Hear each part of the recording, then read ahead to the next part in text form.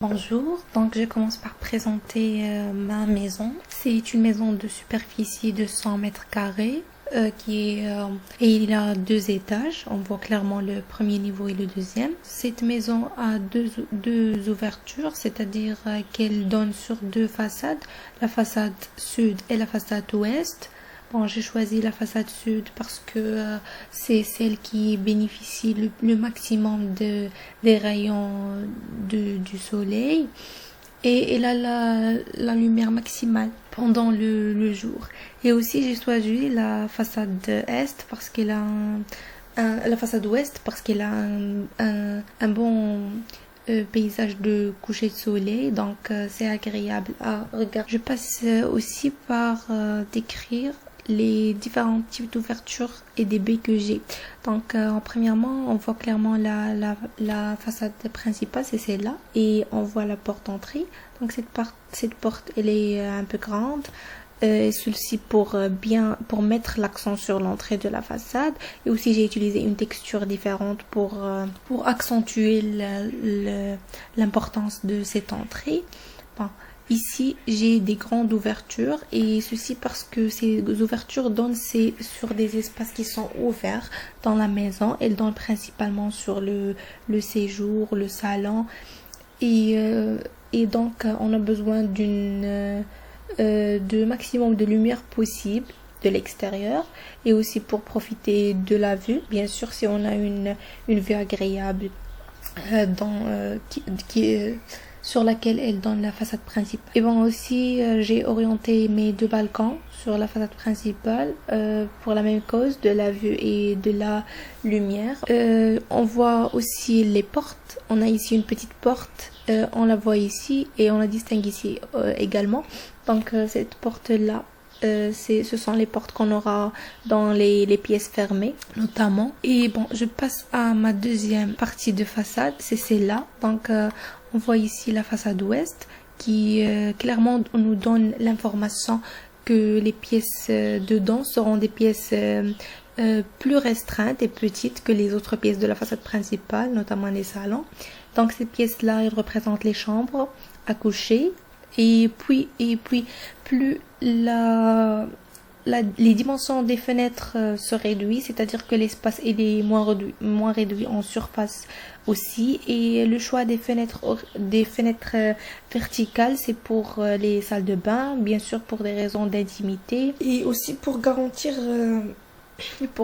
l'ensoleillement de ces espaces. À noter aussi que j'ai utilisé des parties de murs végétales, c'est-à-dire une partie qui a de la végétation dedans, dans des parties aveugles de ma façade, et ceci pour garder toujours l'esprit du bâtiment qui nous donne ce charme écologique.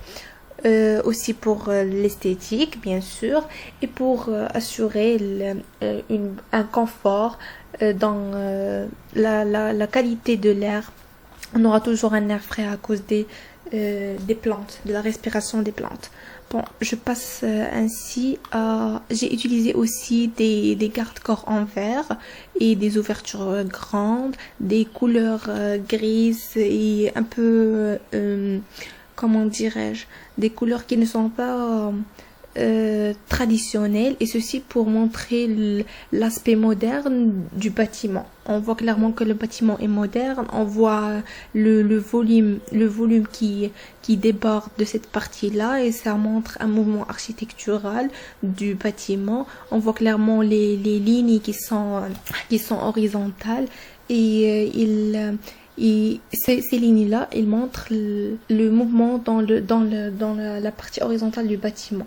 Et donc on accentue parce que le bâtiment il est pris en largeur et non pas en longueur. Bon, je passe ainsi pour montrer la distribution des pièces et ainsi pour expliquer chaque pièce, son aménagement et ses usagers. Je fais cette section-là. Je commence par le rez-de-chaussée.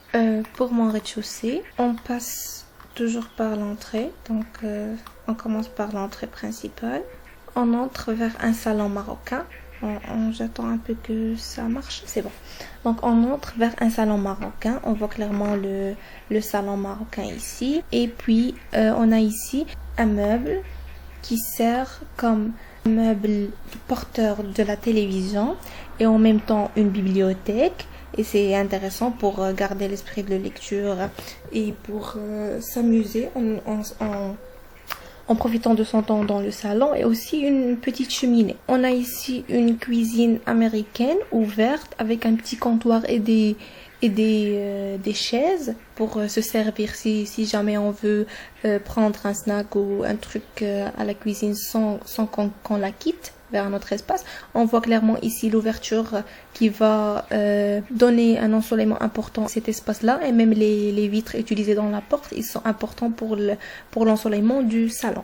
Bon, on passe, la cuisine est orientée nord bien sûr. On passe ici, toujours dans la partie nord, on trouve la cuisine, les escaliers et la salle de bain. Bon, les escaliers ils nous mènent vers l'étage. Je vous montre la salle de bain. Bon, la salle de bain, elle est simple, elle est prise en unité longueur aussi, comme le bâtiment. Donc, c'est un truc qui est dans tout le bâtiment. On garde toujours l'esprit moderne dans l'utilisation des meubles. Bon, ici, j'ai une chambre d'enfant. Bien sûr, on voit clairement qu'elle est une chambre d'enfant. On voit un bureau, un petit lit, une commode, une armoire. Ici, la chambre parentale, avec son lit, ses commodes aussi, l'armoire et un petit téléviseur pour voir la continuité des pièces qu'on a.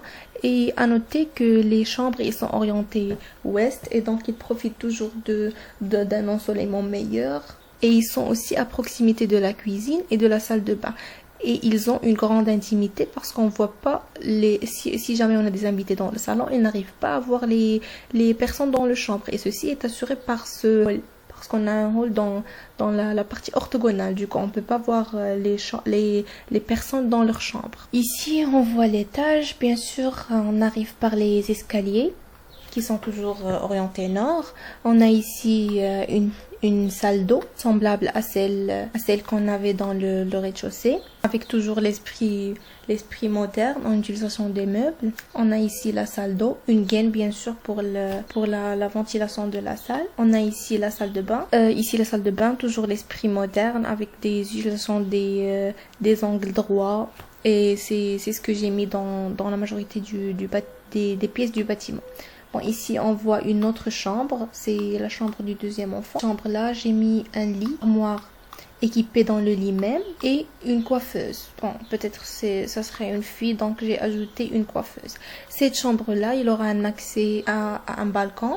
C'est ça le balcon. Il est équipé d'un meuble de terrasse, bien sûr. C'est une chaise avec la partie du mur végétal que j'ai noté à ajouter dans le balcon. Bon, je passe ainsi au deuxième séjour. Bon, ici j'ai un séjour qui est un peu cosy, comme on dit, chaleureux pour les membres de la famille, pour qu'ils se réunissent dans ce séjour-là et profiter de la vue par la grande ouverture. Bon, ce séjour-là, il représente un canapé qui a l'air confortable, et deux petites bouffes pour les enfants. Et après, j'ai utilisé une autre terrasse, et ceci pour bien profiter des espaces extérieurs, parce que si par exemple on est en période de confinement comme aujourd'hui, on aime très bien être exposé à l'extérieur et bien profiter des vues externes, de l'air frais, des rayons solaires, et non pas rester enfermé à la maison toute la journée. Donc ici on voit clairement ce séjour. Donc c'est un deuxième séjour, mais il est semi-ouvert parce qu'on voit qu'il n'y a pas de mur ici, juste le garde-corps bien sûr en verre pour garder l'esprit moderne du bâtiment, et